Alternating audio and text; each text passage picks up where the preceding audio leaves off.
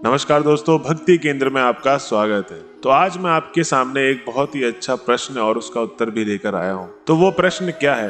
क्या कर्म के मार्ग से भी भगवान को पाया जा सकता है? क्या हमारे कर्म भी निर्धारित होते हैं भगवान को प्राप्त करने के लिए? अच्छे कर्म क्या होते हैं जिससे हम भगवान को प्राप्त कर सके? तो वहीं बुरे कर्म और अच्छे कर्म क्या होते हैं? और अगर हम अच्छे कर्म करते हैं तो क्या भगवान हमको इसी जिंदगी में मिल जाएंगे? तो दोस्तों, इन्हीं सब प्रश्नों में हम बात करेंगे। तो चलिए आइए जानते हैं। तो अगर हम अच्छे कर्म करते हैं तो क्या भगवान हमको इसी जिंदगी में मिल जाएंगे? हाँ, कर्म के मार्ग से भी भगवान को पाया जा सकता है। हिंदू धर्म में कर्म के जरिए भगवान की प्राप्ति एक विशिष्ट मार्ग होता है। इसके अनुसार जब हम अपने कर्मों के द्वारा समझदार और साकर्मिक बनते हैं तब हम धन्य होते हैं और भगवान के करीब होते हैं। इस मार्ग के अनुसार यदि हम सत्कर्म करते हैं और सद्गुणों को अपनाते हैं तो हम अपने आत्मा को शुद्ध करते हैं और भगवान के पास जाते हैं। इस तरह कर्म के मार्ग से हम भगवान को प्राप्त कर सकते हैं।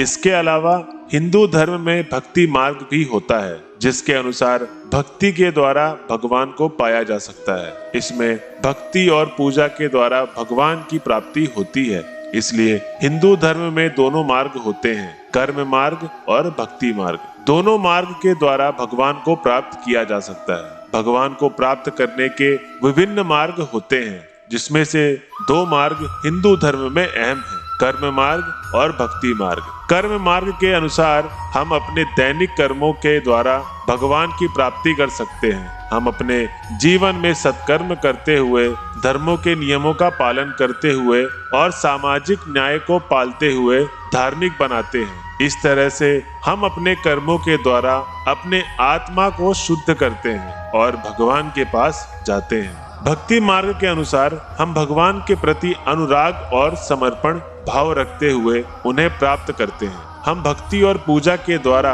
भगवान के प्रति अपनी श्रद्धा व्यक्त करते हैं और उन्हें समर्पित होते हुए उनके पास जाते हैं। दोनों मार्गों के द्वारा भगवान की प्राप्ति होती है। यह धर्म नियमों का पालन, सामाजिक न्याय का पालन और अन्य मौलिक मूल्यों के विकास के माध्यम से होता है। तो वहीं हम अगले प्रश्न में चलते हैं। क्या कर्म भी निर्धारित होते हैं भगवान को प्राप्त करने के लिए? जी हाँ, हमारे कर्म भी निर्धारित होते हैं भगवान को प्राप्त करने के लिए। इसे कर्म फल या कर्म के नियमों के रूप से जाना जाता है। हम जो कर्म करते हैं उसके अनुसार हमें फल या नतीजा मिलता है। इसलिए अगर हम अच्छे कर्म करते हैं तो हमें अच्छे फल मिलते हैं, जैसे कि सुख, समृद्धि और सफलता। वहीं बुरे कर्म करने से हमें दुख, असफलता और नुकसान का फल मिलता है।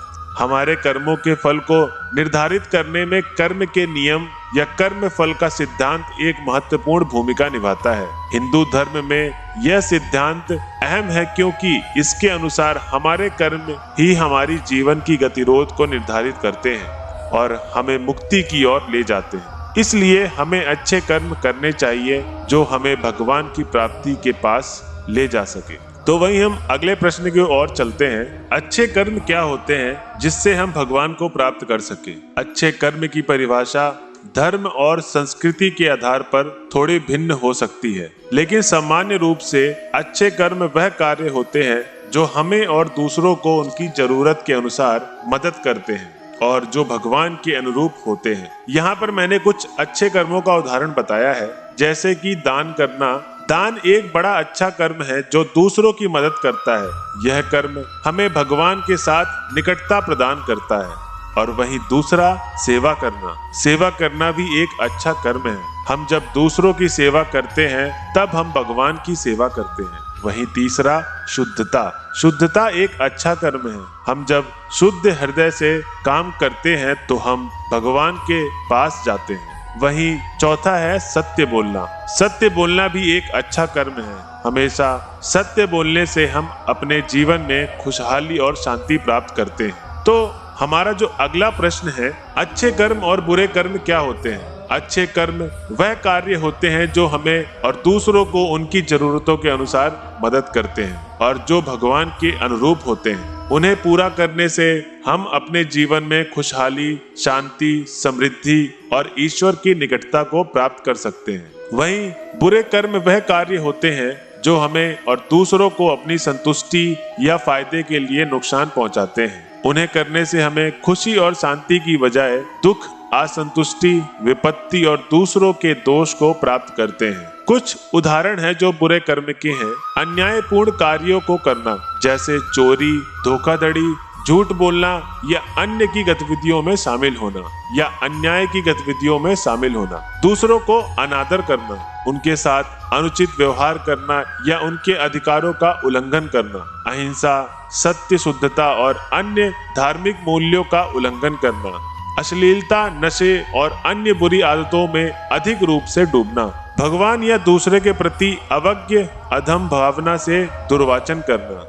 यह उदाहरण सिर्फ बुरे कर्मों का एक संग्रह है और हमें समझना चाहिए कि किसी भी कार्य का मूल उसके परिणामों द्वारा निर्धारित नहीं होता। तो अगर हम अच्छे कर्म करते हैं, वही हमारा जो लास्ट और अंतिम प्रश्न है वो यह है कि अगर हम अच्छे कर्म करते हैं तो क्या भगवान हमको इसी जिंदगी में मिलेंगे? हमारे अच्छे कर्म हमें सुख, शांति और धन्यता का अनुभव करवाता है, लेकिन भगवान को प्राप्त करने के लिए हमें धर्म अनुसार जीवन व्यतीत करना चाहिए। जब हम धर्म के मार्ग पर चलते हैं तो हम बुरे कर्मों से पश्चाताप करते हैं और नए अच्छे कर्म करते हुए आगे बढ़ते हैं। भगवान को प्राप्त करने के लिए हमें सदा उनका नाम जपना चाहिए। उसके लिए भक्ति और सेवन करना, सत्संग में शामिल होना और ध्यान योग करना जैसे धार्मिक कर्म करने चाहिए। यदि हम सत्कर्म करते हैं तो भगवान की कृपा से हमें इस जीवन में उसका अनुभव हो सकता है, लेकिन इसके अलावा हमारे अच्छे कर्म